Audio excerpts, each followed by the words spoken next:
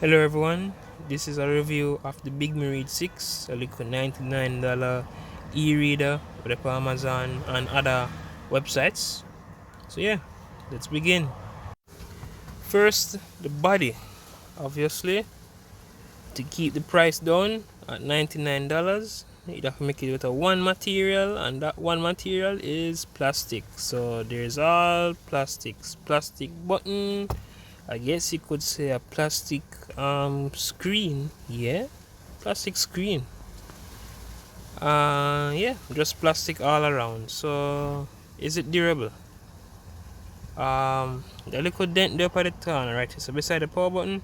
Come on, zoom work properly. Come on, zoom. Anyways, the little dent there by the beside the power button, that was due to me accidentally hitting this device on the counter, not deliberately, accidentally, and it caused that little dent. So use that as reference to see if it is durable enough. One little dent, not even a solid hit, and it caused a little dent there.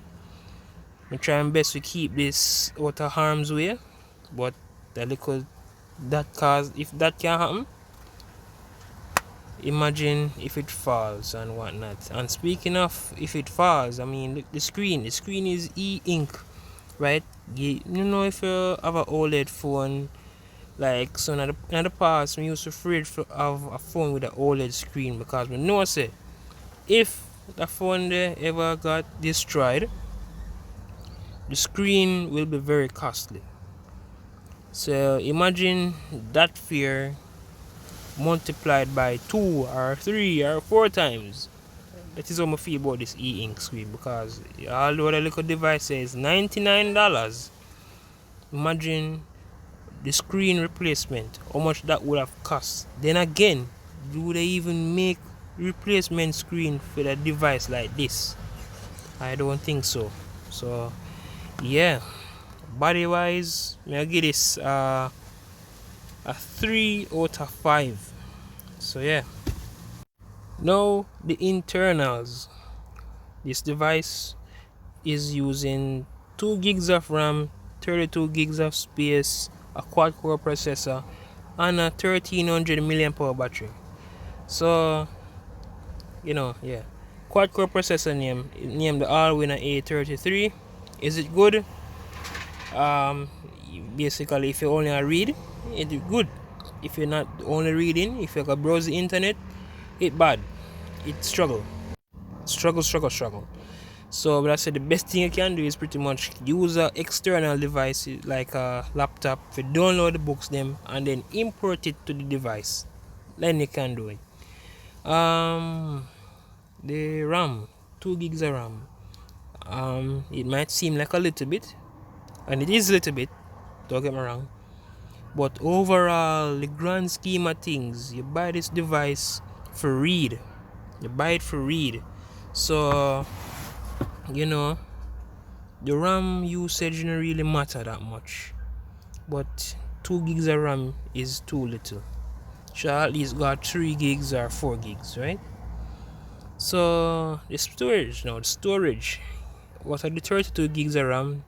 RAM, ROM, not RAM. You get 26 gigs to use, and as you can see, I only used 4.3 gigs. So that must say a lot about this device. As you say multiple times already, you buy this device to read and only read, no else. And the battery life, oh my goodness, this freaking battery life, the battery life sucks. I thought that, hey, it's an e-reader, you know, you barely use the battery because it's an e-ink screen, right? BIGME, let's say them software optimization is so poor with this device that it use more battery, use too much battery. We charge it 100%, right? I naively, is that a word? My naivety decide, you know what, connect to the internet, download the things them. So I did so. I'm just watch the battery light just a drop. Basically, it was at 100% at 9:35 p.m.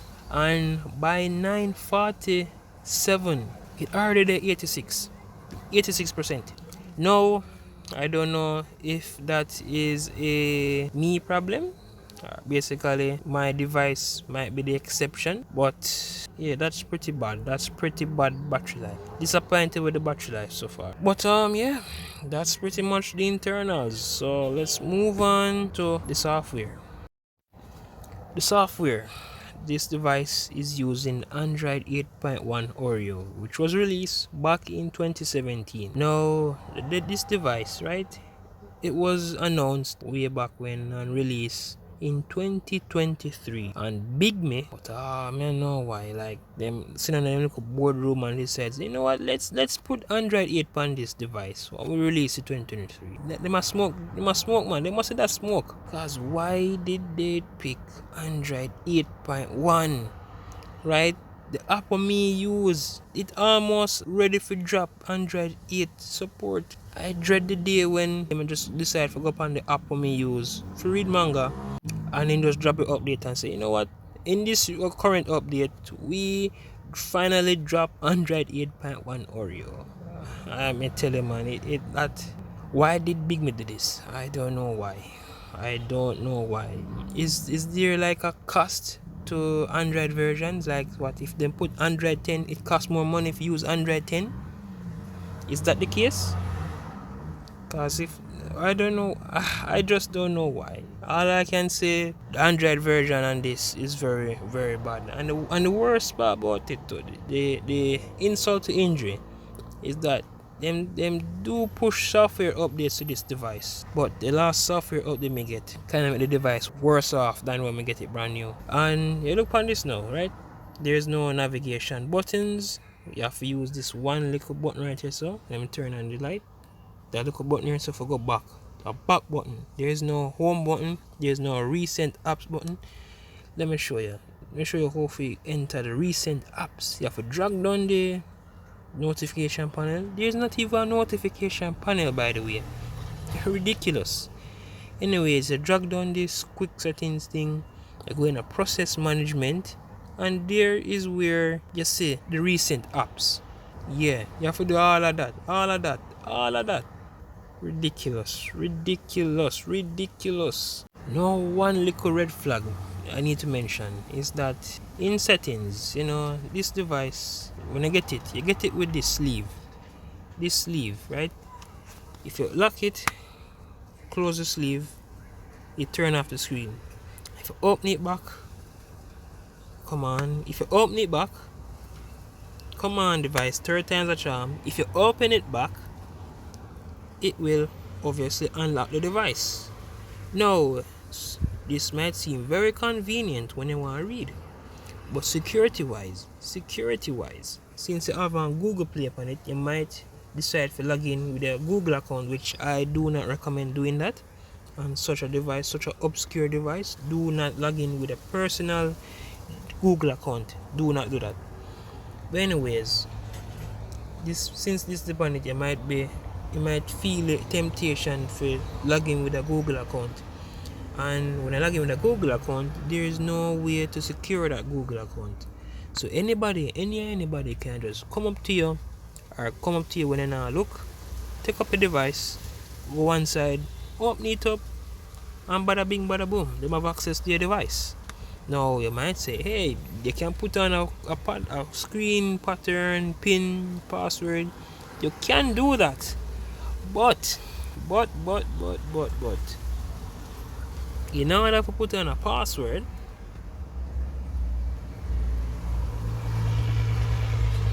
come on, you just see it a while ago, you have to log in.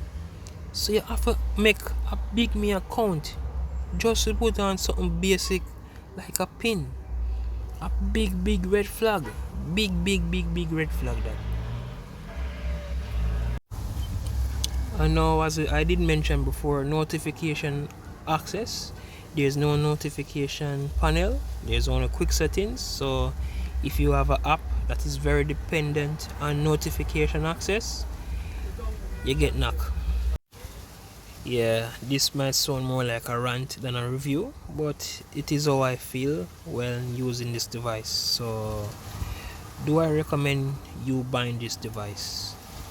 The price is $99 on Amazon and other places. The price was very tempting to me, very very tempting. And no, in hindsight, I regret buying this device. I regret buying this device. But if you have money like that, if you want a little e-reader, if you just read a little thing here and there, sure, you can buy it. If you're not afraid to lose it, if you're not afraid of it being damaged or stolen or whatnot, you can buy it. But if it's going to be your very first e-reader, I would avoid this device at all costs. Just avoid it. Avoid it, avoid it, avoid it.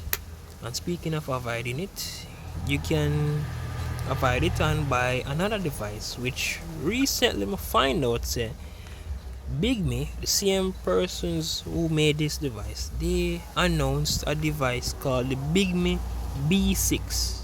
Not BIGME Read 6, no, BIGME B6. B6 is a 6-inch, although it's a 6.3 inch, 6-inch color e-ink for $139